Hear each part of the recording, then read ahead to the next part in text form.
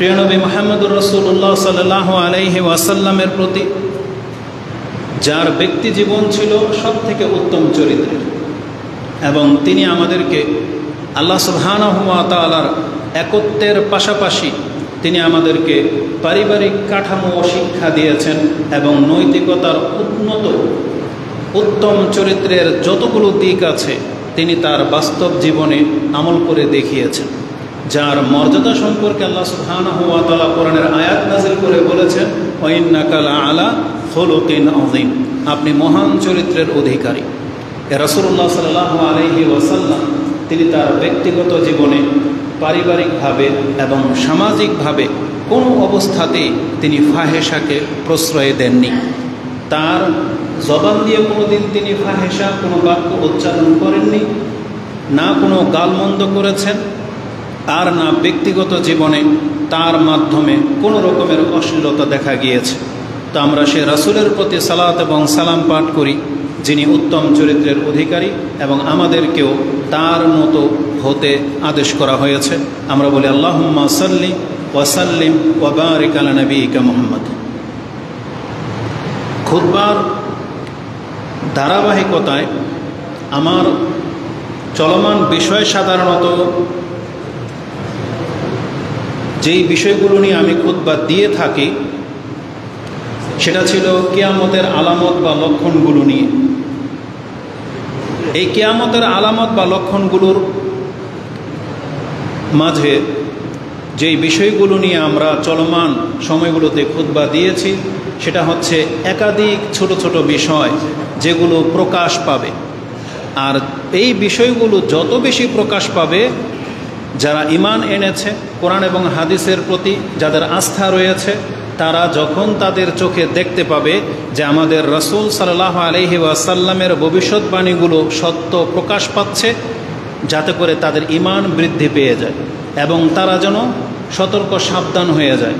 কারণ যখনই জানবে যে কিয়ামত অত্যন্ত নিকটে এবং রাসূল যা বলেছেন তা প্রকাশ পাচ্ছে, একজন ঈমানদারের উচিত হবে সেই ঈমানটাকে তাজা করা, নাকি শুধু এগুলো আপনি ছলনার বসে দেখবেন যে রাসূল বলেছে আরব দেশ মরুভূমির তুলনায় ঘাসে ভরে যাবে, সবুজ হয়ে যাবে, বৃষ্টিপাত বেড়ে যাবে, ফিতনা ফাসাদ বেড়ে যাবে। আপনি ঘরে বসে বসে এগুলো দেখতে পাচ্ছেন আর ভাবতেছেন যে রাসূল যেটা বলতো সেটা সত্য প্রকাশ পাচ্ছে, কিন্তু আপনার আমলে কোনো পরিবর্তন হচ্ছে না। তাহলে আপনি এই কিয়ামতের লক্ষণগুলো দেখা জানা কোনো ফায়দা হবে না যদি আপনি আপনার মাঝে পরিবর্তন না নিয়ে আসেন। তো এটা ছিল আমার খুতবার মূল বিষয়, কিন্তু আজকের খুতবাটা একটু ব্যতিক্রম। আমাকে বলা হয়েছে আমি যেন আত্মসম্মান বোধ, গায়রত নিয়ে কিছু বলি, তাই এক সপ্তাহ ওই বিষয়টাকে স্কিপ করে আজকে আমি আপনাদের কাছে আত্মসম্মান বোধ নিয়ে কিছু একটা আলোচনা করব। তা আজকের খুতবার মূল বিষয় হবে এটা। আত্মসম্মান বোধের বহু দিক আছে, এটা অনেক লুজ, আমি হিললে এটা উঁচা নিচা হয়ে যায়।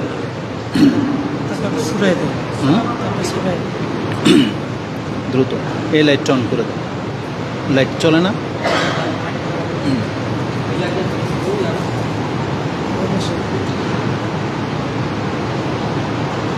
এটা অনেক লুজ, বুঝছেন?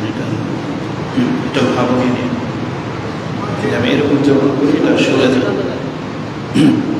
আচ্ছা, খুতবা চল, আপনারা কেউ কথা বলবেন না, যেহেতু ওনারা দায়িত্বে আছে, যে কোনো একজন কাজ করবে।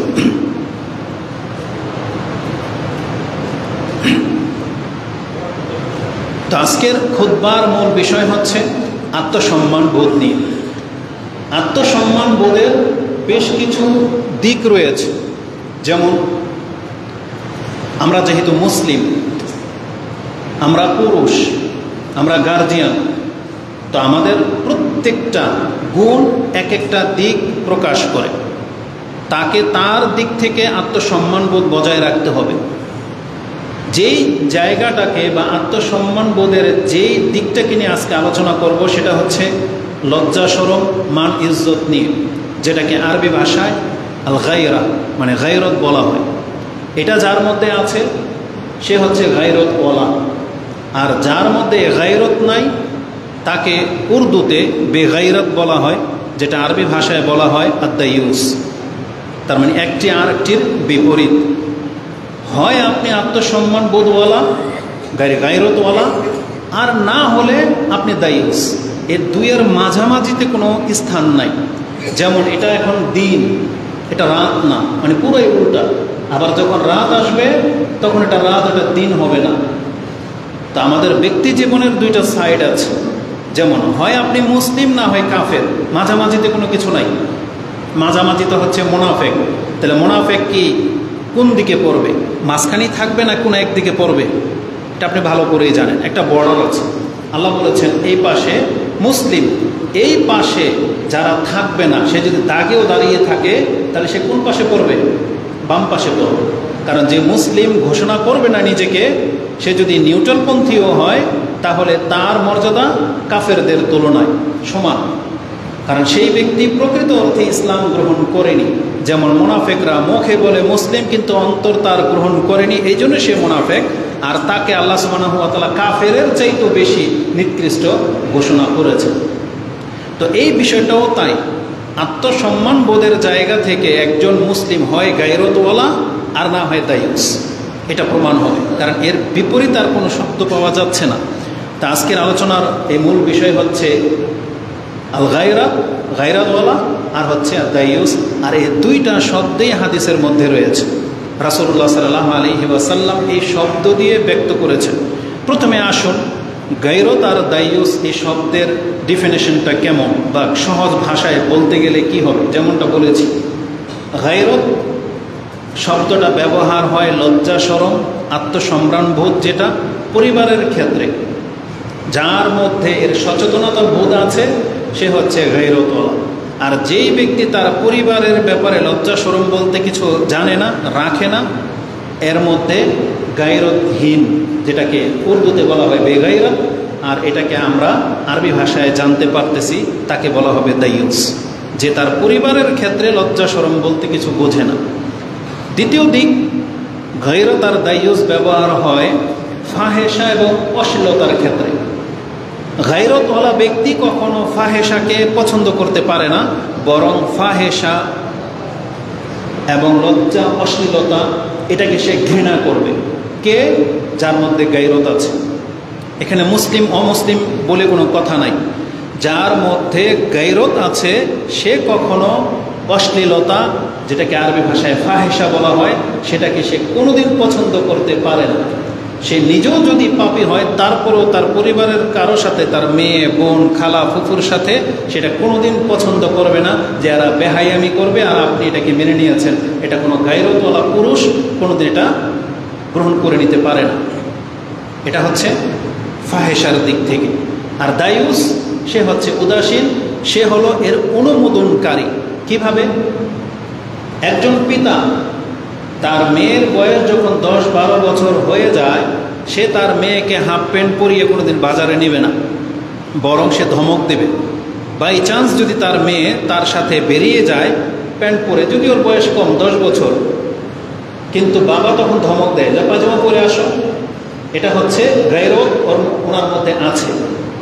আর যারা এই অশ্লীলতাকে প্রমোট করে, যে এটাকে অপরাধ বোধ তো দূরের কথা, সে এটাকে অনুমোদন দেয়, বরং সে নিজে মেয়েকে স্কার্ট কিনে দেবে, শর্ট স্কার্ট। সে কিনে দিয়েছে শর্ট স্কার্ট ঈদের ড্রেসের জন্য, একটা টি শার্ট বা গেঞ্জি, সেন্টো গেঞ্জি আর একটা শর্ট স্কার্ট সে মেয়েকে কিনে দিয়েছে ঈদের ড্রেস হিসাবে। তার মানে এই ব্যক্তি গায়রতহীন।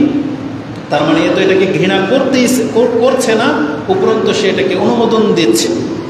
যেমন ইউরোপ কালচার, ওরা সুইমিং পুলে মাও বিকিনি পরা, মেয়েও বিকিনি পরা, ছেলে, পিতা, বন্ধুবান্ধব সব সমুদ্রের বিচে উলঙ্গ।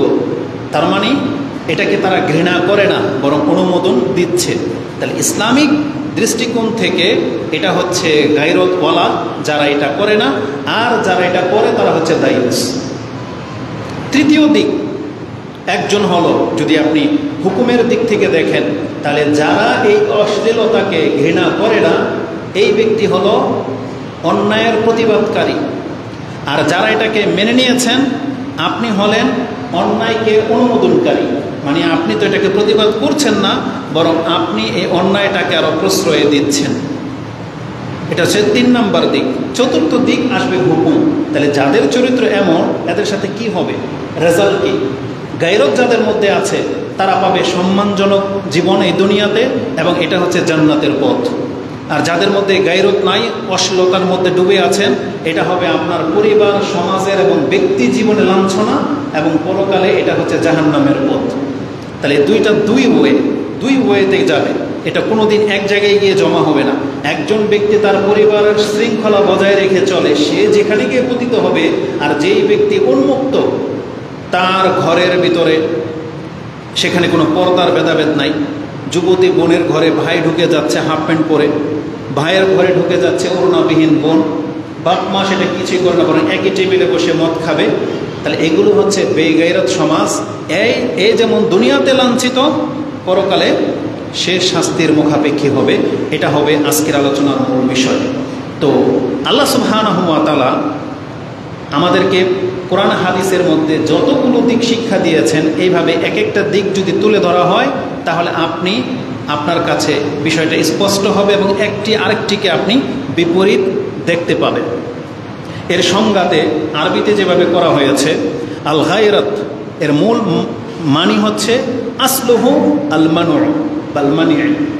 গায়রত মানি হলো অপছন্দ করা বা নিষেধ করা, নিষেধাজ্ঞা থাকবে। তার মানে একজন পরিবারের কর্তা তার পরিবারের জন্য সব উন্মুক্ত করে দেবে, এটা গায়রত না, বরং ওখানে তার বিধানে কিছু নিষেধাজ্ঞাও থাকবে, যে তুমি এটা করতে পারবে না, এটা করতে পারো, এই সময় এটা করবে না, এই সময় এটা করো। মানে আপনার পক্ষ থেকে একটা নিষেধাজ্ঞা থাকবে, যার মধ্যে এটা আছে সে হচ্ছে গায়রত বলা। আর যে তার স্ত্রীর, মেয়ের, মা, বোনের কোনো কিছুকেই বাধা দেয় না, সব ওকে, মানে ওনারা যেভাবে চলে, যা করে সব, আপনার কোনো মাথা ব্যথা নাই, তার মানে আপনার মধ্যে সেই গায়রতটা নাই। আর আরবি ভাষায় বলেছেন মানু, মানে নিষেধাজ্ঞা থাকবে।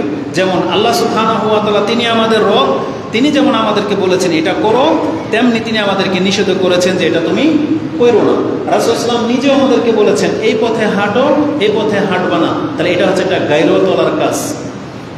ঘরের কর্তা যখন তার ছেলেকে বলে তুমি এটা করো, এটা করবা না, এটা হচ্ছে একটা গায়রতের কাজ। কিন্তু যেই পিতা তার ছেলেকে উন্মুক্ত ছেড়ে দিয়েছে, সে নেশা করলেই কি, চুরি করলেই কি, সে কোনো প্রতিবাদ করে না, তার মানে এটা গায়রতের কাজ নয়। তাহলে আল মানু এটা থাকতে হবে। তাহলে গায়রতটা পরিবারের ক্ষেত্রে কোন দিকে আপনার নিষেধাজ্ঞা থাকবে, তারা ব্যাখ্যা করেছেন, ইয়ামনাউহুম মিনাত তাআল্লুকি বিআজনাবি বিনাজারি আও হাদিসিন আও গায়রি। একজন পরিবারের কর্তা, সে তার পরিবারের মহিলাদের ক্ষেত্রে পরপুরুষের জন্য একটা নিষেধাজ্ঞা থাকবে, যে এরা এর সাথে কথা বলতে পারবে না, এদের দিকে তাকাতে পারবে না, এবং এদের সাথে ওঠা বসা মেলামেশা করতে পারবে না। মানে যখন তখন ঘরে চলে আসবে আর সেও বসতে দিবে, চা দেবে।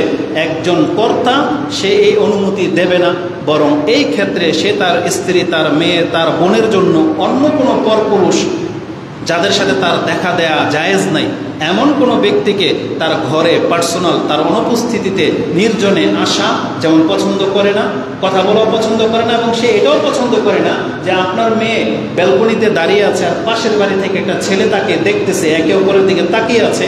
একজন গায়রতওয়ালা পুরুষ পিতা কোনোদিন এটা মেনে নিতে পারে না, বরং অবশ্যই মুসলিমের ঘরগুলো পর্দায় ঘেরা থাকতে হবে। এটা হচ্ছে গায়রতের অর্থ। দায়ুসের অর্থ এটাও হাদিসে স্পষ্ট করা হয়েছে, যেটা আপনি মুসনাদে আহমদ 5372 পেয়ে যাবেন, যে আদ-দায়ুস কাকে বলা হয়, আল্লাযী ইউকিররু ফি আহলিহিল খাবাস। যেই ব্যক্তি তার পরিবারের নোংরামিটাকে মেনে নেবে, এ হচ্ছে দায়ুস। তার মানে নোংরামি বহুভাবে হয়। ধরে নেন আপনার মেয়ে সাবালিকা, তার উপরে নামাজ ফরজ হয়েছে, কিন্তু তার পবিত্রতা অপবিত্রতার ব্যাপারে কোনো তামিজ নাই। প্রসাব করে পানি নেয় না, মিন্সের পরে ঠিকমতো পবিত্রতা হয় না, সালাত আদায় করে না, কাপড় পোশাক পবিত্র থাকে না, স্ত্রীর ক্ষেত্রেও তাই। এটা গেল একটা দিক। দ্বিতীয় দিক হচ্ছে সে ঠিকমতো নামাজ পড়ে না, বা হাতের নখ অনেক লম্বা লম্বা, মানে ইসলাম যেটাকে সাপোর্ট করে না, এমন বহু কিছু তার মধ্যে দেখা যায়। তার মানে আপনি হলেন দায়ুস, যেটা আপনি মেনে নিয়েছেন।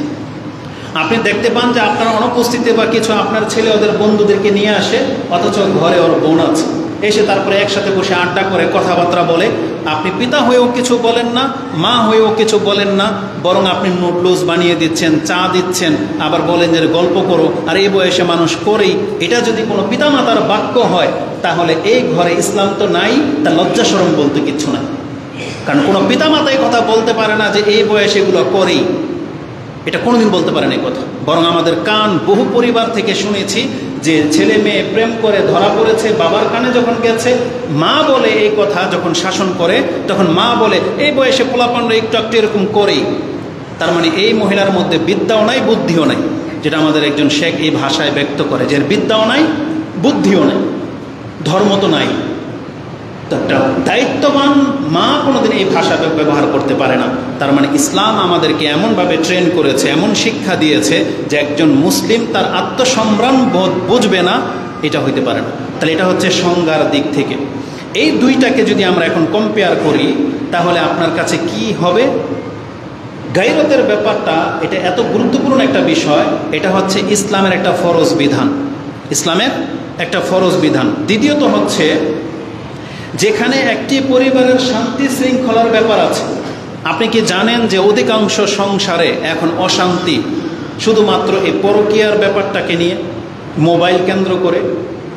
হাজব্যান্ড কারোর সাথে কথা বলে, মহিলাও কারোর সাথে কথা বলে, এবং এটাকে কেন্দ্র করে প্রায় যতগুলো তালাক হচ্ছে বা ঝগড়া ফাসাদ হচ্ছে, এর মূলে হচ্ছে এটা।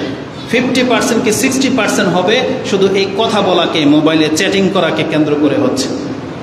তার মানে এই উদাসীনতা এটা আপনার ঘরের শৃঙ্খলাকে নষ্ট করে দিচ্ছে, অথচ আপনি চুপচাপ। তৃতীয় দিক হচ্ছে, এটা একটি সমাজের শৃঙ্খলার ব্যাপার।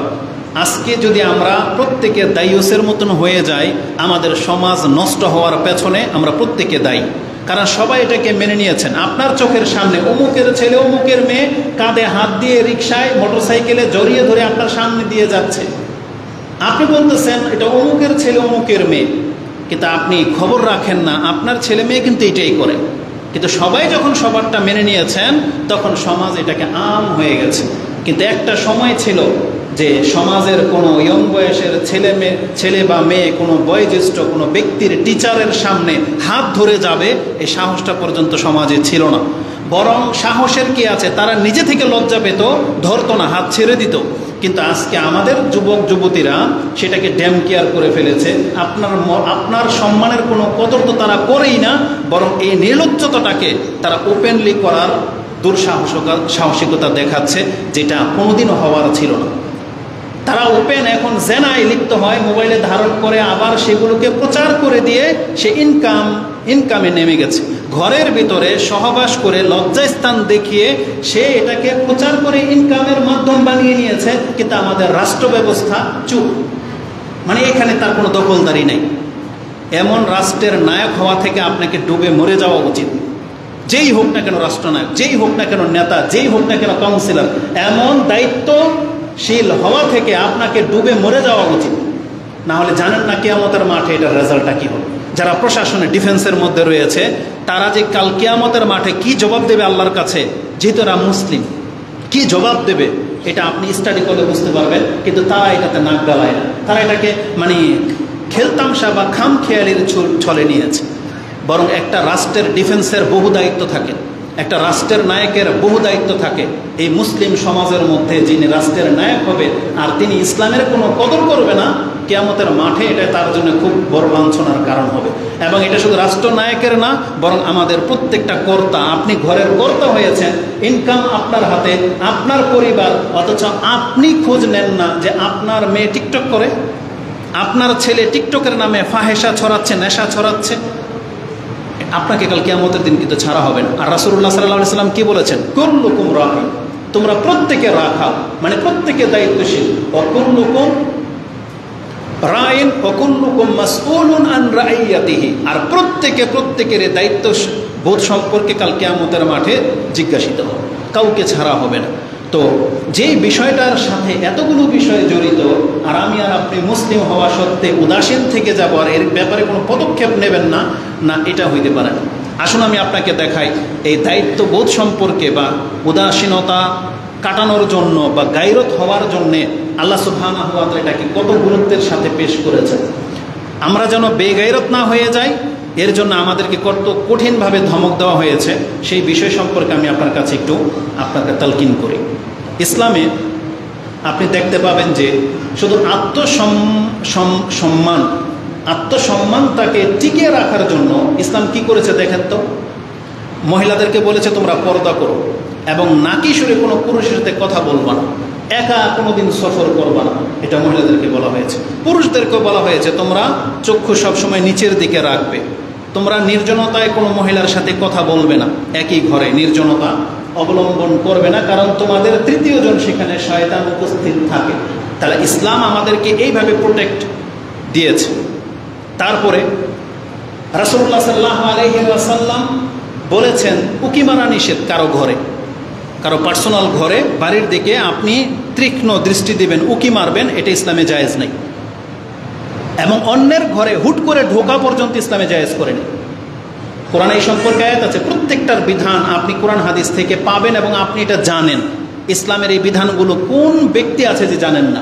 সবাই আমরা জানি, কিন্তু প্রয়োগ নাই।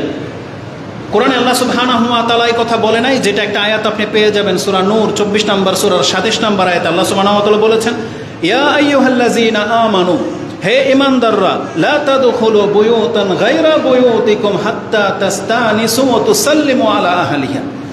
হে ঈমানদাররা, তোমরা অন্যের ঘরে প্রবেশ করবে না যতক্ষণ পর্যন্ত তোমরা অনুমতি না নিয়ে নিচ্ছ এবং তাদেরকে সালাম না বলছো। তার মানে আপনি সালাম দিবেন, অনুমতি নেবেন, সে চাইলে আপনি ঢুকতে পারবেন না, ঢুকতে পারবেন না।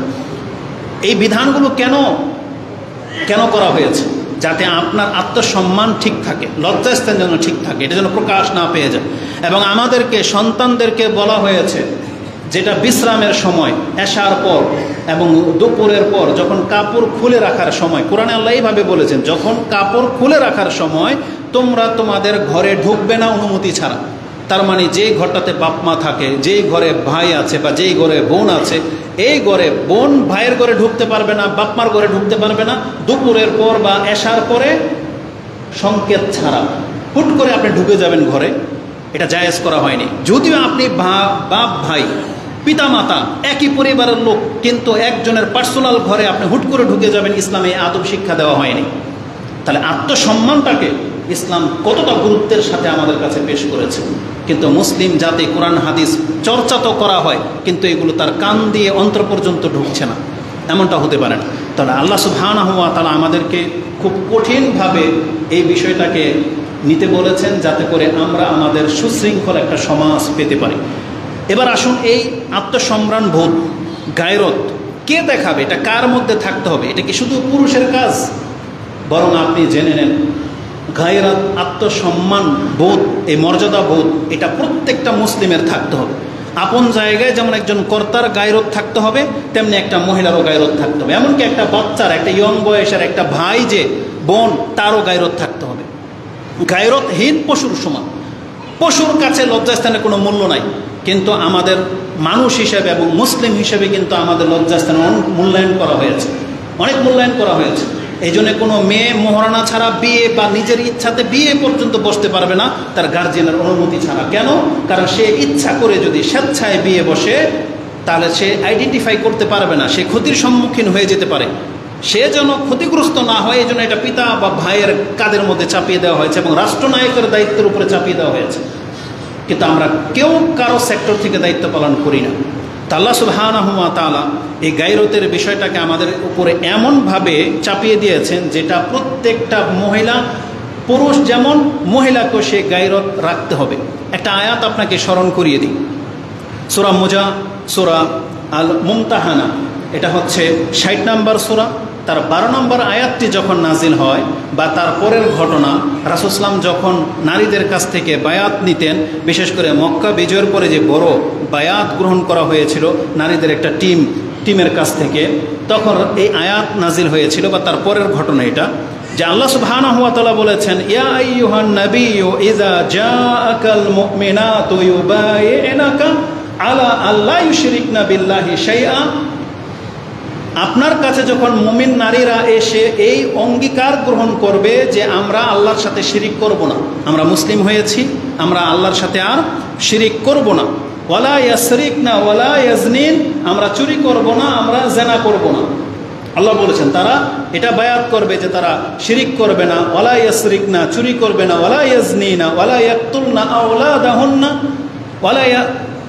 আওলাদাহুন্না এবং ওয়ালা ইয়াতিনা বিবুহতানিন ইফতারিনাহু বাইনা আইদিহিন্না ওয়া আরজুলিহিন্না ওয়ালা ইয়াসিনাকা ফি মারুফ। তারা নিজেরা কোনো রকমের বদনাম রটাবে না, কাল্পনিক ঘটনা বানিয়ে কাউকে অপদস্থ করবে না এবং ন্যায়সঙ্গত কোনো একটা সুন্নাহকেও তারা ছাড়বে না। মানে রাসূল তাদেরকে যা আদেশ করবে তারা সব মেনে নেবে। যদি তারা এই কথাগুলোকে মেনে নেয় তাহলে আপনি তাদের বায়াত গ্রহণ করেন, তাদের জন্য ক্ষমা প্রার্থনা করেন, আল্লাহ তাদেরকে ক্ষমা করে দেবে। তার মানে অতীতের যে পাপ সব মাফ হয়ে যাবে। যদি কোনো মুশরিক মহিলা, হিন্দু, খ্রিস্টান, বৌদ্ধ বা বেনামাজি কোনো মহিলা যদি এসে এটা ওয়াদা করে যে আমি আল্লাহর সাথে শিরিক করব না, আমি চুরি করব না, আমি জানা করব না, আল্লাহ তার অতীতের সমস্ত পাপকে মাফ করে দেবেন। রাসূল যখন এই বায়াত গ্রহণ করছিলেন তখন একটা মজার ঘটনা বা কত সেন্সিটিভ একটা ঘটনা আপনি শোনেন। আজকে আমরা আমাদের মুসলিম মহিলাদেরকে বলতেছি গায়রতমান হওয়ার জন্য, অথচ আপনি আশ্চর্য হয়ে যাবেন এটা এমন কি ব্যাপার একজন মুসলিমের জন্য যে তার সম্মানের খেয়াল করবে না। যেখানে একজন মুশরিকা মহিলা, মক্কার মুশরিকা মহিলা, তার মধ্যে কতটা আত্মসম্মানবোধ থাকে, কতটা আত্মসম্মানবোধ মক্কার মুশরিক মহিলাদের মধ্যেও ছিল, অথচ তাদের মধ্যে পাপ সয়লাভ।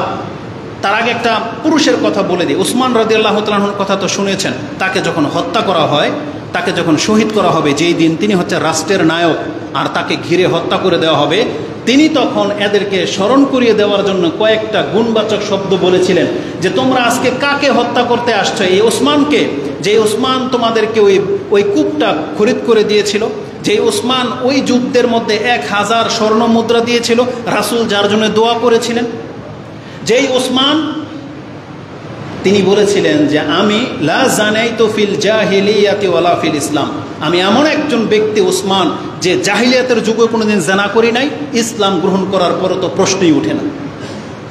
এটা আমাদের কয়জন পুরুষ বলতে পারবে এরকম? সুবহানাল্লাহ। অথচ তারা মুশরিক ছিল, বলতেছে লা জানাইতু ফিল জাহিলিয়া, আমি জাহিলিয়াতের যুগে কোনোদিন জানা করি না, ওয়ালা ফিল ইসলাম, আর ইসলামের যুগেও না। অথচ তাদের কাছে ইসলাম আগে ছিল না, তারপরও তারা জেনায় লিপ্ত হয়নি। ঠিক তেমনি একজন মক্কার একজন মহিলার কথা শোনেন। তিনি সাধারণ কোনো মহিলা না, তার মতন মহিলা পুরো পৃথিবীতে একজন নেই। সে হচ্ছে ফেরাউনের সমতুল্য। মানে ফেরাউন যেমন জাজরাইল, ঠিক মক্কার একজন মুশরিকা মহিলা ছিল যার নাম হচ্ছে হিন্দ রাদিয়াল্লাহু তাআলা আনহা। যেহেতু তিনি মুসলিম, এই জন্য এখন তাকে আর ওইভাবে বলা যাবে না, কারণ তিনি এখন সম্মানিত একজন। কিন্তু তিনি যখন মুশরিকা ছিলেন কত মারাত্মক ছিলেন। উহুদের যুদ্ধে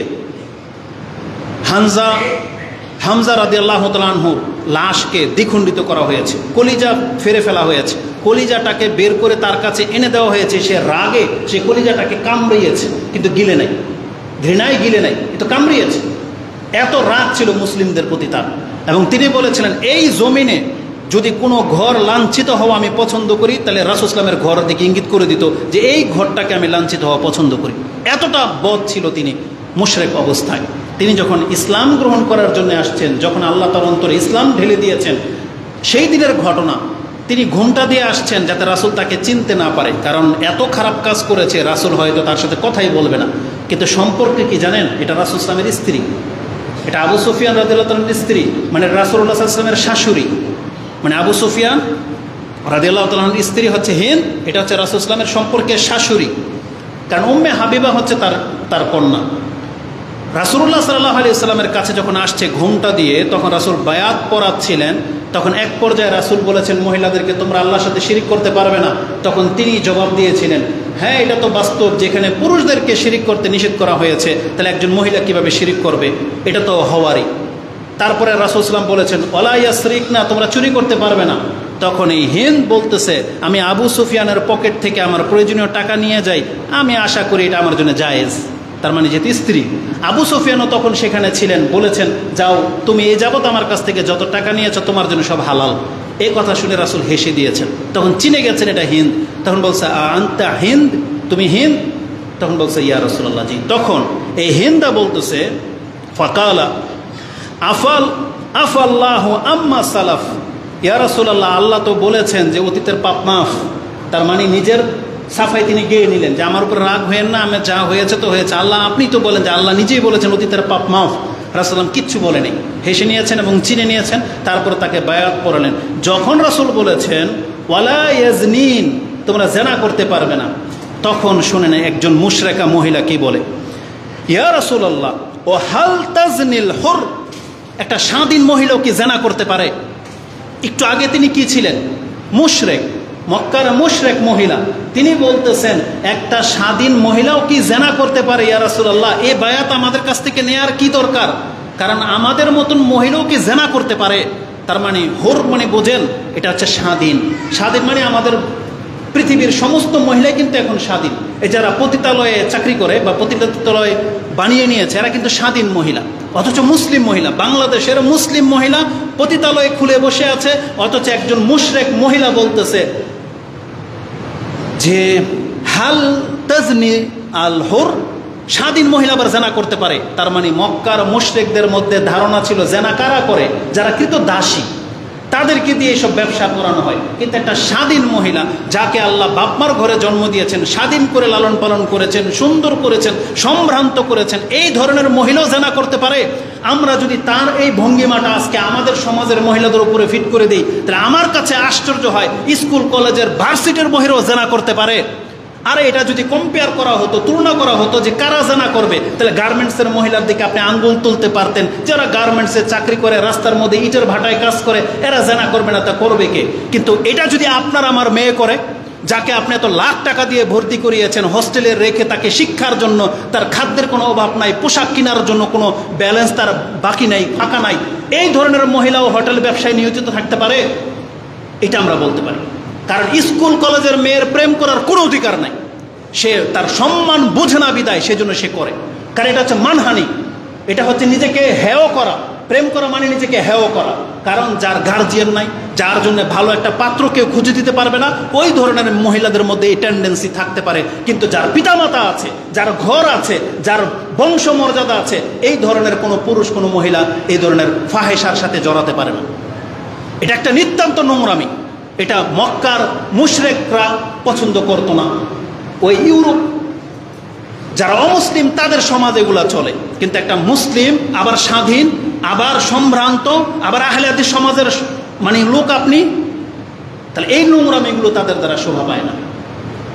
আরে যারা কবর মাজার নিয়ে পড়ে আছে তাদের মধ্যে এই নোংরামি হয়তো দেখা গেলে দেখা যেতে পারে। কিন্তু যে নিজেকে আহলে হাদিস বলে, কোরআন সুন্নাহর অনুসারী বলে, আর তার ঘরের পর্দা থাকবে না, তার ঘরে বেহায়ামি চলবে, এটা কোনোদিন মেনে নেওয়ার মতো না। দুর্ভাগ্যবশত, এটা আমি শুধু রাগে বলতেছি না, যেটা কোনোদিন আশা করি না, কল্পনাও করি না আমাদের চোখ এগুলো দেখবে। এটা আহলে হাদিস সমাজ যখন এখানে খুতবা দেওয়ার জন্য আসতেছি, আপনাদের আশেপাশে কোনো একটা বাড়িতে মনে হয় বিয়ে হইতেছে, বিয়ে আজকে কোনো একটা বাড়িতে বিয়ের অনুষ্ঠান মনে হচ্ছে, ওদিক দিয়ে আমার গাড়িটা আসছে, সুবহানাল্লাহ। আমি কোনো মহিলাকে দেখি না, তবে পুরুষদেরকে দেখলাম যাদের গায়ের মধ্যে হিন্দুদের মতো রঙে ভরা। রং, বিয়ের মধ্যে অনুষ্ঠানে রং নিয়ে হোলি খেলে, এটা কি মুসলমানদের কালচার হতে পারে? তাও আবার আহলে হাদিস সমাজের মধ্যে একটা বাড়ির মধ্যে হচ্ছে। আপনার তো লজ্জা হওয়া উচিত, নিজেকে আপনি আহলে হাদিস পরিচয় দিবেন, লজ্জা হওয়া উচিত আপনার। ধর্মকর্ম তো আপনার মধ্যে নাই। তার মানে এটা কোথা থেকে আসলো আপনার কাছে? এটা নাকি আপনাদের বাপদাদারা পূর্বপুরুষের মধ্যে হিন্দু ছিলেন, যে এখন মুসলমান হয়ে গেছেন, ওই হিন্দু আনা চলটা রয়ে গেছে, এমন কি কোনো ব্যাপার? নাকি আমার কথাতে আপনারা কোনো দ্বিমত করতেছেন? এটা কি জায়েজ কোনো কাজ ইসলামের? তাহলে একটা মুসলিম সমাজ, মুসলিম পরিবারের বিয়ে শাদীর মধ্যে এই রঙের সম্পর্ক কোত্থেকে আসলো? আর আমাদের কয়েক ভাই তো বলেছেন মহিলাদেরকে নাকি দেখেছেন। আস্তাগফিরুল্লাহ ওয়া আতুবু ইলাইহি। এটা মেনে নেওয়ার মতো না। একজন মুশরিকা মহিলা বলতেছে, ইয়া রাসূলুল্লাহ ওয়া হাল তাজনিল হুর, একটা স্বাধীন মহিলাও কি জানা করতে পারে? এটা আমাদের মা বোনদেরকে কান খাড়া করে শুনতে হবে যে না, যাকে আল্লাহ স্বাধীন করেছে, যার পিতৃ পরিচয় আছে, যার বংশমর্যাদা আছে, যার বাপ ভাই আছে, এই ধরনের মহিলা, যার সংসারের খরচ চালায়, এই ধরনের মহিলা কোনোদিন জানায় লিপ্ত হতে পারে না। এটা কৃতদাসীদের কাজ ছিল, যাদের কোনো আত্মসম্মান বোধ ছিল না। তখন রাসূলুল্লাহ সাল্লাল্লাহু আলাইহি ওয়াসাল্লাম বলতেছেন, ওয়াল্লাহি মা তাজনিল হুর, হ্যাঁ আল্লাহর কসম করে বলতেছি, স্বাধীন মহিলা কোনোদিন জানি হইতে পারে না, এটা হওয়ার না। তাহলে এটা হচ্ছে আত্মসম্মান বোধ। একটা মহিলার মধ্যে গায়রত থাকতে হবে। যে ইয়া রাসূল আপনি এটা কেমন বায়াত নিচ্ছেন আমার কাছে যে আমরা জেনা করব? এটা জাহিলিয়াতের যুগে হয় না, ইসলাম গ্রহণ করব তো প্রশ্নই ওঠে না। এই রকমের মেন্টালিটি থাকতে হবে মুসলিমদের মধ্যে। আসুন, আপনাকে কেন এই মেন্টালিটি রাখতে হবে একটু পরে সেই কথাটা আসবে। সুবহানাল্লাহ। রাসূলুল্লাহ সাল্লাল্লাহু আলাইহি ওয়াসাল্লাম বলেছেন, আসলে কিছু কিছু হাদিস যদি আপনার ব্রেনে থাকে, আমি মনে করি আমি আর আপনি আবু বকর ওমর হতে বেশি সময় লাগবে না, যদি আমরা তাদের মতো করে সেগুলো মুখস্থ রাখতে পারতাম। তেমনই একটা হাদিস যেটা আজকে আমাদের সামনে এসেছে। রাসূলুল্লাহ সাল্লাল্লাহু আলাইহি ওয়াসাল্লাম কি বলেছেন জানেন? কেন একজন মুসলিমকে তার আত্মসম্মান বোধকে লক্ষ্য রাখতে হবে? কারণ রাসূল বলেছেন মুমিন মানেই হলো আত্মসম্মানওয়ালা, মুসলিম মানেই হলো আত্মসম্মানওয়ালা, যাকে পুরো পৃথিবীর সৃষ্টির চাইতে আল্লাহ প্রাধান্য দিয়েছেন। মুসলিম মানেই হলো সমস্ত সৃষ্টি একদিকে, মুসলিম একদিকে। কারণ সমস্ত সৃষ্টি, সমস্ত মানুষ হচ্ছে গায়রুল্লাহর পূজারী, ব্যক্তি বস্তুর পূজারী। মুসলিমরা হচ্ছে আল্লাহর ইবাদতকারী, আল্লাহর বান্দা। তার একজন আল্লাহর বান্দা কতটা সম্মানিত, রাসূলুল্লাহ সাল্লাল্লাহু আলাইহি ওয়াসাল্লাম থেকে একটা হাদিস ইমাম মুসলিম কোট করেছেন তাওবার অধ্যায়, যে রাসূল বলেছেন আল মুমিনু ইয়াগার, মুসলিমরা আত্মসম্মান বোধওয়ালা হয়, আল্লাহু ইয়াগার, আর আল্লাহ আত্মসম্মান বোধওয়ালা। মানে আল্লাহর আত্মসম্মান বোধ আছে, তেমনি মুসলিমদেরও আত্মসম্মান বোধ থাকতে হবে, বা এটা হচ্ছে মুমিনদের গুণ। এটা যদি হাদিসের ভাষা হয় তাহলে আপনি এটাকে দুটো কম্পেয়ার করেন তো। তার মানে আমাদের মধ্যে আত্মসম্মান বোধ নাই, তাহলে আমরা কি মুসলমান হইতে পারলাম কিনা? কারণ রাসূল তো বলতেছেন যে মুসলিম হইতে পারবে তার মধ্যে আত্মসম্মান বোধ অটোমেটিকলি চলে আসবে। কারণ আমরা দেখেছি অনেক ফাঁসেক লোক, পাপী লোক, কোনো অমুসলিমও দেখবেন যে সেও তার ঘরের মধ্যে বেহায়ামি পছন্দ করে না, তার মধ্যে একটা পুরুষত্ব আছে, কিন্তু আমরা মুসলিম হয়ে সেটা আমাদের মধ্যে কেন নাই? তার মানে বোঝা যাচ্ছে যে যার মধ্যে এটা নাই তাহলে আর একটা মিসিং আছে।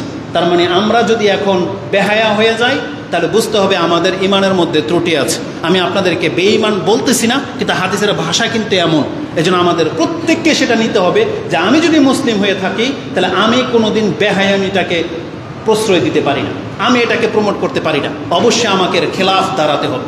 যদিও সমাজকে আমি কন্ট্রোল করতে পারবো না, তবে আমি এর খেলাফ, প্রতিবাদী আমাকে হতে হবে।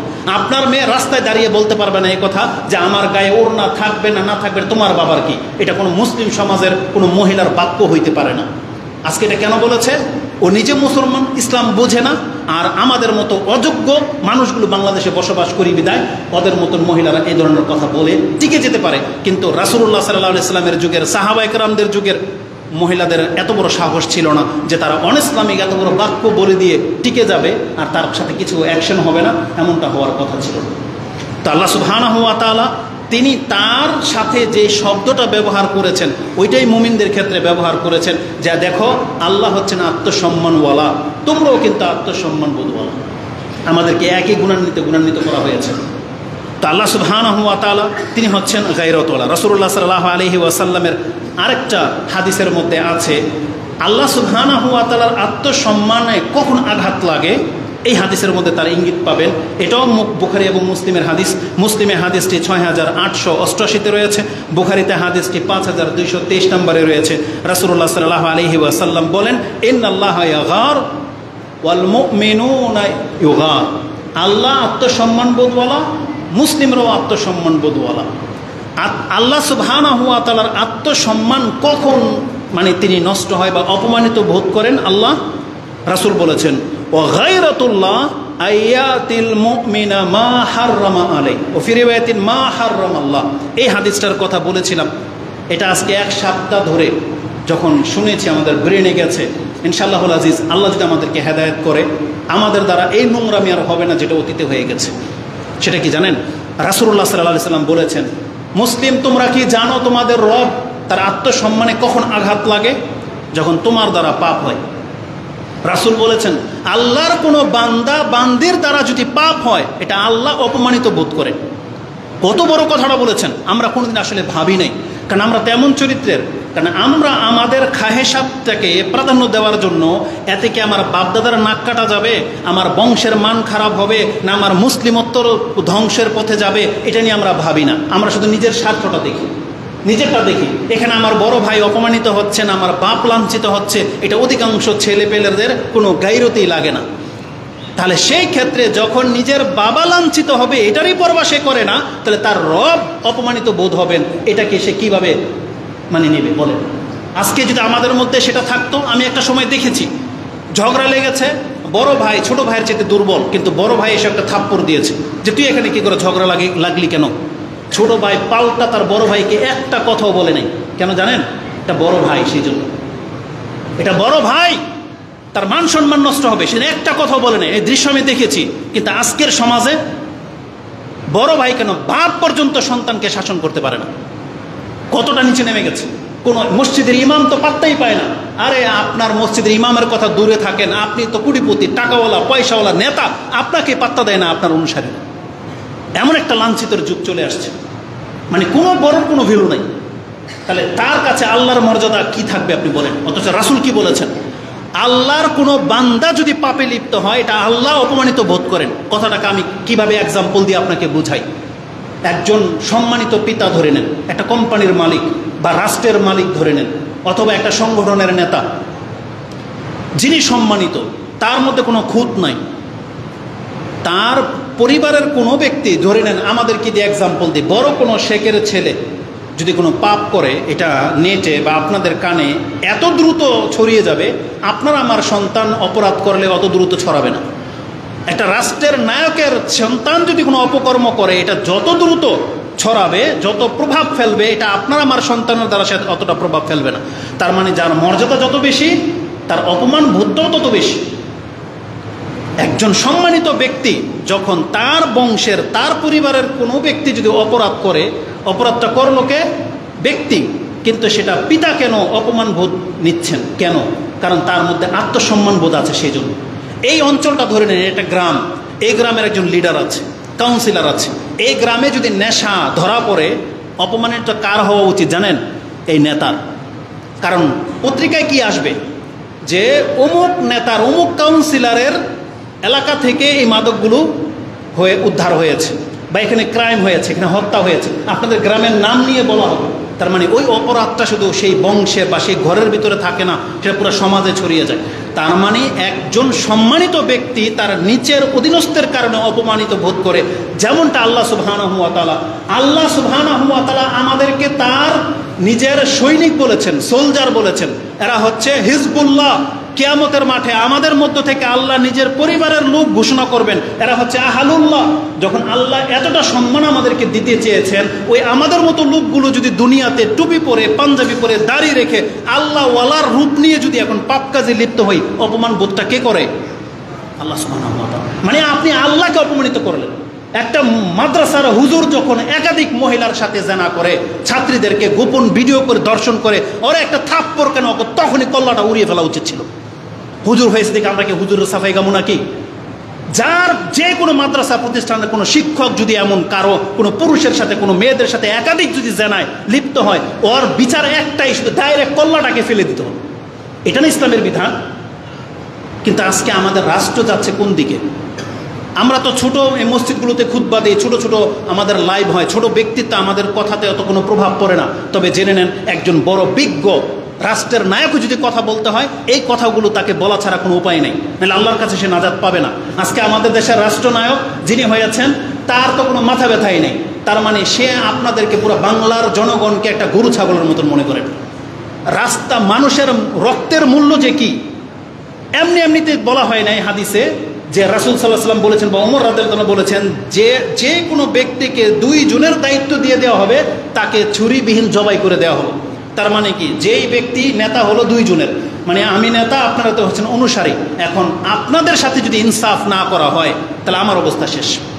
তাহলে একটা রাষ্ট্রের নায়ক হয়ে বসে আছেন, যখন তখন ডাকাতি হচ্ছে, হত্যা হচ্ছে, প্রকাশ্যে ক্যামেরার সামনে প্রকাশ্যে মেরে দিচ্ছে, অথচ পুলিশ তাদেরকে খুঁজে বের করতে পারে না, বিচারও হয় না, আবার বলে জামিনে চলে আসে। এটা কি ধরনের রাষ্ট্র ব্যবস্থাপনা আপনি কি মনে করেন? আজকে আমরা হয়তো চুপচাপ সহ্য করে নিচ্ছি, আপনি ভাবতেছেন কি আল্লাহ ওকে বিচারের মাঠে ছেড়ে দেবে? এত সহজ দুনিয়া? আল্লাহ সুবহানাহু ওয়া তাআলা কিন্তু আপনার কাউকে ছাড়বে না। এই জন্য যারা যে দায়িত্বে আছেন, আপনি হয় দায়িত্ব ছেড়ে দিয়ে অব্যাহতি নিয়ে নেন, অথবা দায়িত্বে থেকে আপনি আপনার দায়িত্ববোধটাকে জাগান, নাহলে কাল কিয়ামতের মাঠে কিন্তু চরমভাবে ফেসে যাবেন। আজকে যেভাবে অশ্লীলতা ছড়িয়ে গেছে, হত্যা ছড়িয়ে গেছে, এটার দায়ভার কে নেবে? এটা আমরাও দায়ভার, আমরা আমাদের উপরেও পড়বে, কারণ আমরা সবাই হয়ে গেছি এখন একমুখী, আমরা শুধু তামসা দেখা জাতি হয়ে গেছি। তো আল্লাহ সুবহানাহু ওয়া তাআলা অপমান বোধ করেন যখন কোনো মুসলিম পাপ করে। রাসূল সাল্লাল্লাহু আলাইহি ভাষায় বলেছে, ইয়া উম্মাতা মুহাম্মদ, হে মুহাম্মাদের উম্মত, মিনার রিজালি ওয়ান নিসা, তুমি পুরুষ হও অথবা মহিলা হও, জেনে নাও ইন্নাল্লাহা ইউগার, আল্লাহর গায়রতে চলে আসে তোমাদের পাপের কারণে। মানে আল্লাহর কোনো বান্দা কোনো বান্দি পাপে লিপ্ত হবে, বিশেষ করে জেনার মতো কাজে লিপ্ত হবে, এটা আল্লাহ কোনোদিন পছন্দ করে না। আল্লাহ ওইদিকে তাকাই দিয়ে চায় না। যেমন একজন পিতামাতার কাছে এটা প্রকাশ পাওয়াটা সন্তান যেমন পছন্দ করে না, পিতামাতাও পছন্দ করে না যে আমার সন্তান এই নোংরা কাজে জড়াবে, নিজের স্ত্রীর সাথে জড়াবে। তাহলে আল্লাহ কীভাবে এটা পছন্দ করতে পারে? আমাদের মুসলিমদেরকে এই হিতাহিত জ্ঞান জাগাতে হবে, যেটা আমরা রসিকতার নামে, রোমান্সের নামে আমভাবে যখন তখন কোনো মহিলার গায়ে হাত দিয়ে দিচ্ছি, এটা মোটেও উচিত নয়। এটার কিন্তু খুব বড় ধরনের খেসারত আমাদেরকে দিতে হবে। আল্লাহ আমাকে এবং আপনাদেরকে, আমার হাতকে এবং আপনাদের হাতকে নোংরামি থেকে আল্লাহ হেফাজত করুন। আমরা আল্লাহর কাছে আশ্রয় চাচ্ছি এই ধরনের জঘন্য কাজ থেকে। আকুলু লিকাউলি হাযা আস্তাগফিরুল্লাহ লি ওয়া লাকুম ওয়া লিসাইরিল মুসলিমিন ফাস্তাগফিরু ইন্নাহু হুয়াল গফুরুর রাহিম।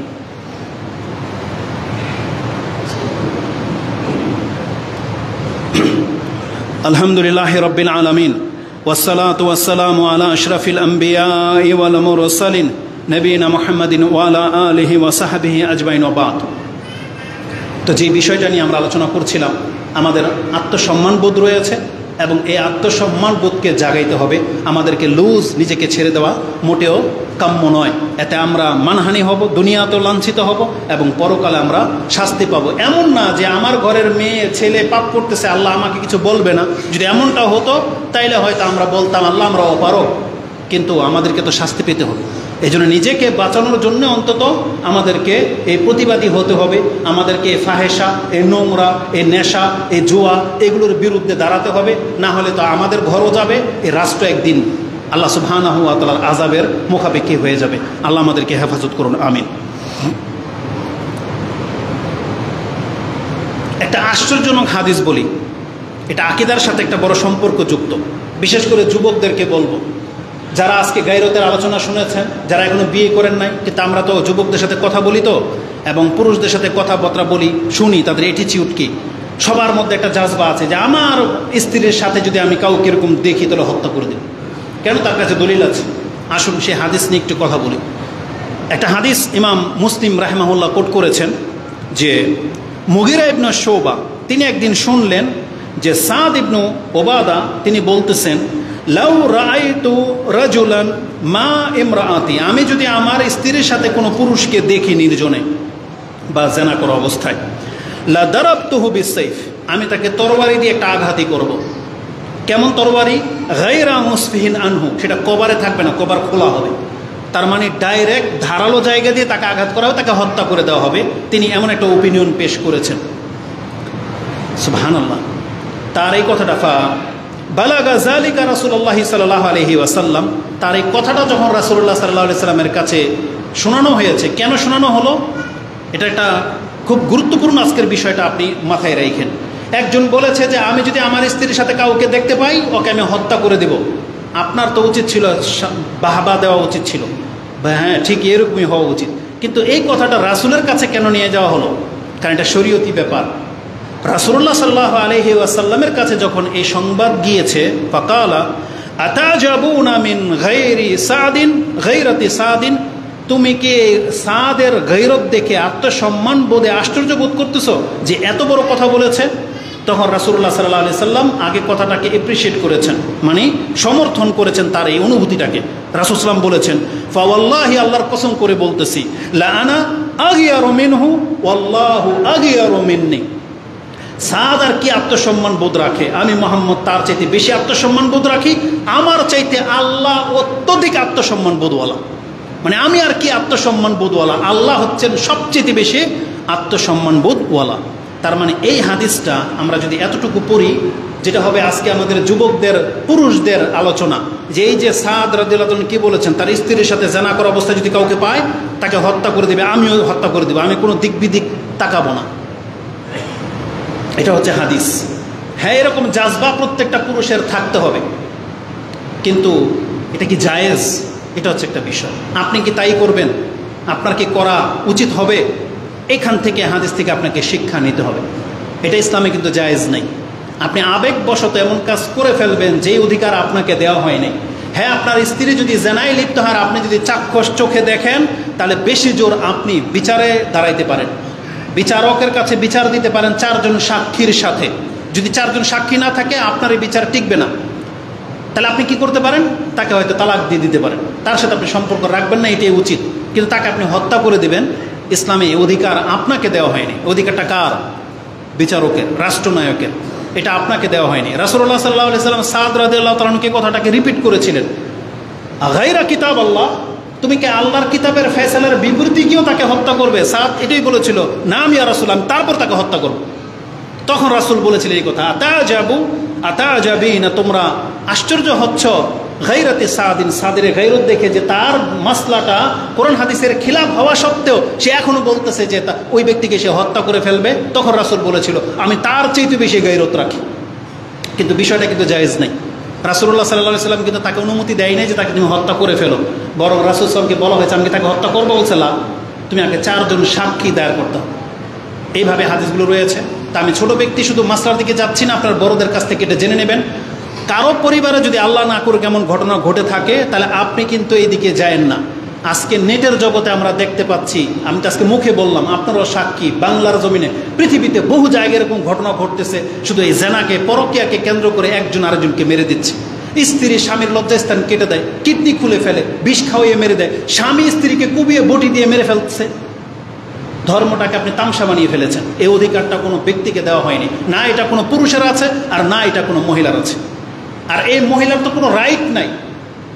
যদি কোনো ব্যক্তির, কোনো পুরুষ যদি একাধিক বিয়ে করে, তাহলে প্রথম স্ত্রী কেন, দ্বিতীয় স্ত্রী কেন, 3 স্ত্রী মিলেও যদি বাধা হয়ে দাঁড়ায়, ইসলামের চেতনার কোনো মূল্য নেই।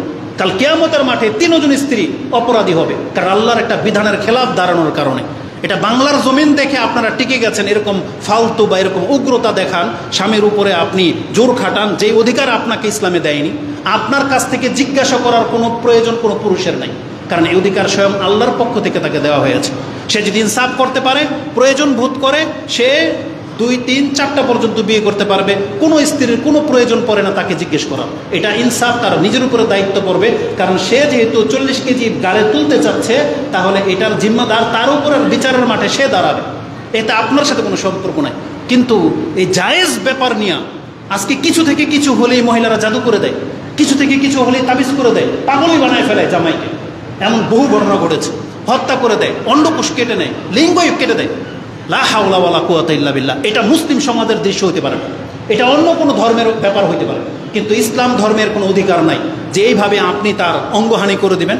আর যেখানে একটা কাফেরকে হত্যা করতে গেলে রাসূল বলেছিলেন মুসলা করা ইসলামে জায়েজ নাই। কোনো কাফেরকে হত্যা করার পর তার আপনি নাক কেটে নেবেন, চোখ তুলে নেবেন, ওই মানে লিঙ্গ কেটে দিবেন, এটা কোনো সৈনিকের পর্যন্ত জায়েজ করা হয় নাই। আর আপনি ঘরের স্ত্রী হয়ে আপনি কিভাবে এটা করতে পারেন?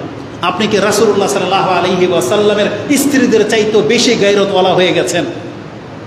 অথচ স্ত্রীদের কাজ ছিল, যদি তার স্বামী একাধিক বিয়ে করে, তাহলে কে তার স্বামীকে বেশি সন্তুষ্ট রাখবে এটা নিয়ে প্রতিযোগিতা করার কথা ছিল। কিন্তু দেখা যায় তার উল্টা, বরং সে আরও খারাপ আচরণ করে। ওই যে বললাম, তাবিজ করে ঘাস খাওয়িয়ে স্বামীকে পর্যন্ত পাগল বানিয়ে ফেলে। এটা কোনো মুসলিম মহিলার উচিত না, কারণ আপনি দুনিয়াটাকে প্রাধান্য দিচ্ছেন পরকালকে উপেক্ষা করে। এটা কোনো অবস্থাতেই উচিত না। আর কোনো পুরুষের জন্য এটা জায়েজ নাই যে তার স্ত্রী জেনায় ধরা পড়েছে, তাই সে বডি দিয়ে তাকে কুপিয়ে হত্যা করে ফেলবে।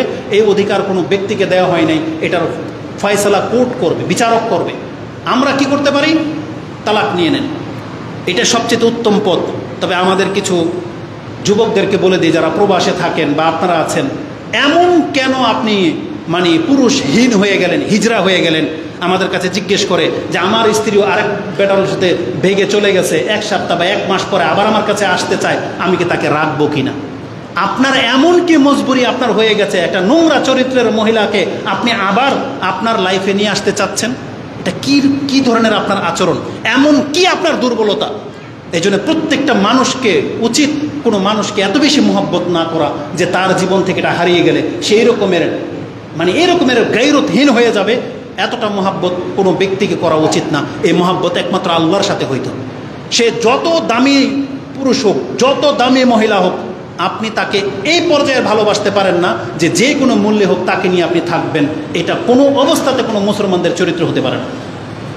আমাদের বহু মহিলারা আছে যারা পুরুষের অপরাধগুলো জানার পরেও তার সাথে সংসার করতেছে। বেনামাজি পুরুষ, নেশাখোর পুরুষ, জেনায় লিপ্ত একাধিক মহিলা নিয়ে থাকে, তারপরে আমাদের মুসলিম মহিলারা তাদেরকে ছাড়তে পারে না, তারা বলে নিরুপায়। আজকে এগুলোই হচ্ছে ক্রাইম, এগুলোই হচ্ছে সমাজের বিশৃঙ্খলা হওয়ার মূল কারণ। না, এগুলো থেকে বাঁচতে হবে। যেহেতু খুতবা লম্বা হয়ে যাচ্ছে, আমি এদিকে যাব না। আমি শুধু আপনাকে দেখাতে চেয়েছি একজন পুরুষ যেমন গায়রতলা হতে হবে, একজন মহিলাকেও সেরকম গায়রতলা হতে হবে। এই সম্পর্কে একটা হাদিসের ছোট্ট একটা বাক্য আপনাকে বলে দিই। এটাও বুখারী মুসলিমের হাদিস। ইমাম বুখারী রাহিমাহুল্লাহ 5224 নম্বরে এনেছেন। সেটা হচ্ছে আবু বকর রাদিয়াল্লাহু তাআলা আনহুর মেয়ে আসমা রাদিয়াল্লাহু তাআলা আনহার ঘটনা। আসমা রাদিয়াল্লাহু তাআলা আনহার বিয়ে হয়েছে জাবের বিন আব্দুল্লাহর সাথে, জুবায়ের রাদিয়াল্লাহু তাআলার সাথে, যে জুবায়েরের একটা ঘর ছাড়া আর কিছুই ছিল না, না কোনো কৃতদাস ছিল, না কোনো কিছু সম্পত্তি ছিল, শুধু একটা ঘোড়া ছিল, একটা ঘর ছিল। আসমা রাদিয়াল্লাহু তাআলা আবু বকর রাদিয়াল্লাহু তাআলার মেয়ে বিয়ে হয়েছে। তিনি বলতেন যে জুবায়ের যখন জিহাদে চলে যেত তার ঘোড়াটাকে আমি পালতাম। যখন কাজে চলে যেত আমি 3 কিলোমিটার বা তারও দূর থেকে 2 কিলোমিটার দূর থেকে খেজুরের বিচি কুড়িয়ে মাথায় করে এনে ঘোড়াকে খাবার দিতাম। কোন একদিনের ঘটনা, তার মাথার উপরে খেজুরের বস্তা, হেঁটে আসতেছেন, পথিমধ্যে রাসূলুল্লাহ সাল্লাল্লাহু আলাইহি সাল্লাম তার সাথে দেখা। রাসূল সাল্লাম দেখলেন যে আসমা মাথার উপরে একটা বোঝা নিয়ে আসতেছে। তখন রাসূল সাল্লাম উটকে বললেন ইহ মানে বসো, উটকে থামিয়ে দিলেন এবং আসমাকে ইশারা করলেন যাতে করে উটের পিঠে উঠে এবং তাকে যেন গন্তব্যে পৌঁছে দিয়ে আসা হয়। কিন্তু আসমা রাদিয়াল্লাহু তাআলা আনহা দেখলেন ব্যাপারটা কেমন, জুবায়ের বাসায় নাই, আর আমি রাসূলুল্লাহ সাল্লাল্লাহু আলাইহি ওয়াসাল্লামের পেছনে একটা পরপুরুষের পেছনে বসবো, তার একটু লজ্জা লেগে গেল। তিনি এই শব্দটাই বলেছেন, তিনি বলেছেন ফাস্তাহিয়াইতু আন আসিরা মার রিজাল, একজন পুরুষের সাথে আমি সফর করব, মানে উটেও চড়ে যাব, এটা আমার কাছে লজ্জা লেগে গেল। রাসূল বুঝতে পারেন না, রাসূল আর একটা বাড়াবাড়ি করেন, রাসূল চলে গেলেন, আমাকে আমার মতো করে ছেড়ে দিয়ে চলে গেলেন। আমি সেই বস্তা নিয়ে বাসায় আসলাম। তিনি কেন লজ্জা পেয়েছিলেন? তিনি এই কথাটাই বলেছিলেন, ও যাকারতুর জুবায়ের ও গায়রাতাহু, আমার তখন জুবায়ের এবং জুবায়েরের আত্মসম্মানবোধের কথা স্মরণ হয়ে গিয়েছিল যে আমি তো জুবায়েরের স্ত্রী, আর আমি যদি এখন রাসূল সাল্লামের পিঠে বসি, জায়েজ ছিল, কারণ এটা তো আল্লাহর রাসূল। কারণ রাসূলুল্লাহ সাল্লাল্লাহু আলাইহি ওয়াসাল্লাম নিজেই যখন উটকে বসিয়ে দিয়েছেন, আর রাসূল কোনোদিন এমন কোনো কাজ করে না যেটা না জায়েজ, এটা রাসূলুল্লাহ সাল্লাল্লাহু আলাইহি ওয়াসাল্লামের সেই এখতিয়ার ছিল বিদায় তিনি এটা করেছেন। কিন্তু তারপরেও আসমা রাদিয়াল্লাহু তাআলা এটা গ্রহণ করে নাই। কেন? বলতেছে জুবায়েরের সম্মানের কারণে। কারণ হতে পারে শয়তান তার অন্তরের ভিতরে এটা ঢেলে দেবে যে তোমার স্ত্রী তো তোমার রাসূলের পেছনে উঠে করে এসেছে। বলছে ওই জুবায়েরের গায়রতের কারণে এটা আমি করি নাই। জুবায়ের যখন আসছে তখন আসমা তার কাছে ঘটনাটা বলেছে যে আজকে এমন ঘটনা ঘটেছিল, আমি কিন্তু তোমার কথা স্মরণ করে রাসূল সাল্লাল্লাহু আলাইহি ওয়াসাল্লামের উটের পিছে আমি উঠি নাই। জুবায়ের কি বলছে জানেন? ওয়াল্লাহি আমি আল্লাহর কসম করে বলতেছি, তোমার মাথার উপরে খেজুরের বিচির বস্তা থাকার চেয়ে তুমি রাসূলের পিঠে উঠে আসতা, এটা আমার জন্য বেশি সম্মানজনক ছিল। কিন্তু তোমার মাথার, জুবায়েরের স্ত্রী বস্তা মানে বোঝা নিয়ে হেঁটে আসছে, এটা আমার কাছে বেশি আত্মসম্মানে আঘাত লেগেছে। তার মানে একে অপরকে কতটা সম্মানের খেয়াল রাখে, যে তুমি আমার স্ত্রী হয়ে তুমি বোঝা নিয়ে আসতেছ, এটা আমার কাছে অপমান বোধ লেগেছে, তার চাইতে বেটার ছিল তুমি রাসূল সাল্লামের সাথে উঠে করে চলে আসতা। তার মানে আমি বোঝাতে চেয়েছি মুসলিম পুরুষ এবং নারীদের এরকম আত্মসম্মানবোধ হতে হবে। কিন্তু আজকে আমাদের পুরুষদের আত্মসম্মানবোধ কোথায়? যে নিজের স্ত্রীর হাতে বাজারের ব্যাগ পছন্দ করে না, অথচ সে স্ত্রীর ইনকাম খেয়ে বসে আছে, স্ত্রী জব করে, আর সে পুরুষ, তার স্ত্রী অফিসার জব করে, ব্যাংকার, গার্মেন্টসে চাকরি করে, স্কুলে টিচারি করে, আর সেই টাকা সে ঘরে বসে বসে খায়। এটা আত্মসম্মান বোধ না, এটা আপনার স্ত্রীর প্রতি আপনার সম্মান না। অবশ্যই তাকে বিয়ে করেছেন আপনার ঘরে রাখার জন্য, আপনার ওই গরু ছাগল ক্ষেত খামার দেখার জন্য না। আপনাকে ইনকাম করে সে খাওয়াবে, এর জন্য তাকে বিয়ে করার কথা ইসলাম বলে নাই। আমাদেরকে আত্মসম্মান বোধ হতে হবে। যতগুলো কথা আমি নিজে বলেছি, আল্লাহ আমাকে এবং আপনাদেরকে এগুলো মেনে চলার তৌফিক দান করুন, এবং আমাদের আত্মসম্মান বোধকে রক্ষা করে আল্লাহ সুবহানাহু ওয়া তাআলা আমাদেরকে তৌফিক দান করুন। সর্বশেষ হাদিস, এর খেলাফ যারা, ওই দায়ুসের হাদিসটা আমি আপনাদেরকে শুনিয়ে দিতে চাই। যারা আজকের এই বক্তব্য অ্যাকসেপ্ট করবেন না, তারপরও যদি আপনার মধ্যে এই আত্মসম্মানহীনতা দেখা দেয়, গায়রত না দেখা দেয়, যদি আপনার মধ্যে দায়ুসি দেখা দেয়, তাহলে এই হাদিসটা আপনার জন্য ইমাম নাসাই কোট করেছেন, যেটা আপনি 2562 পেয়ে যাবেন, বাংলা অ্যাপসে 2564 পেয়ে যাবেন। রাসূলুল্লাহ সাল্লাল্লাহু আলাইহি ওয়াসাল্লাম বলেছেন, সালাসাতুন লা ইয়ানজুরুল্লাহু ইয়াউমাল কিয়ামা আলাইহিম ইয়াউমাল কিয়ামা, কিয়ামতের মাঠে 3 শ্রেণীর ব্যক্তিদের দিকে আল্লাহ তাকাবেন না পর্যন্ত। তারা কারা? আল আকুন লিওয়ালিদাইনি, যারা পিতামাতার অবাধ্যচারণ করে, পিতামাতার সাথে যারা বেয়াদবি করে তাদের দিকে কিয়ামতের মাঠে আল্লাহ তাকাবে না। আর আল মারআতু আল মুতারাজ্জিলাত, যেই মহিলা পুরুষের বেশ ধারণ করে চলে, চুলকে কেটে পুরুষদের মতো ছোট করে ফেলে, তারপরে জিন্সের প্যান্ট টি শার্ট পরে রাস্তা দিয়ে হাঁটবে, পুরুষের মতো নেতৃত্বে আসতে চায়, এটা হচ্ছে পুরুষের বেশ ধারণকারী। এবং পুরুষ যে মানে থাকে, সেই মহিলা যদি সেই মান চায়, সেই বেশভূষায় চায়, তার দিকে কিয়ামতের মাঠে আল্লাহ তাকাবে না। এবং তৃতীয় ব্যক্তি হচ্ছে আদ-দাইয়ুস, যেই ব্যক্তি নিজের পরিবারের সাথে এই সমস্ত বেহায়ামিগুলোকে প্রশ্রয় দেয়, নিজের মেয়ে নিজের ছেলেকে অন্যের সাথে যদি এরকম প্রকাশ্য দেখে, তাহলে তাদের কিয়ামতের মাঠে আল্লাহ সুবহানাহু ওয়া তাআলা কথা পর্যন্ত বলবেন না। আল্লাহ সুবহানাহু ওয়া তাআলা আমাদেরকে সম্মানিত করেছেন, সম্মানিত হওয়ার তৌফিক দান করুন, আমিন। আমাদের ভুলগুলোকে আল্লাহ সুবহানাহু ওয়া তাআলা ক্ষমা করেন, আমাদের সমাজগুলোকে ইসলামীকরণ করার তৌফিক দান করেন, এবং আমাদের যুবকদেরকে আল্লাহ সুবহানাহু ওয়া তাআলা উত্তম সঙ্গী দান করেন, এবং আমাদের প্রত্যেকের পরিবারকে আল্লাহ সুবহানাহু ওয়া তাআলা হেফাজত করেন, এবং আমাদের পাপগুলো যেন আল্লাহ মাফ করে দেন, আমিন ইয়া রাব্বাল আলামিন। বেগুনবাড়ি বাস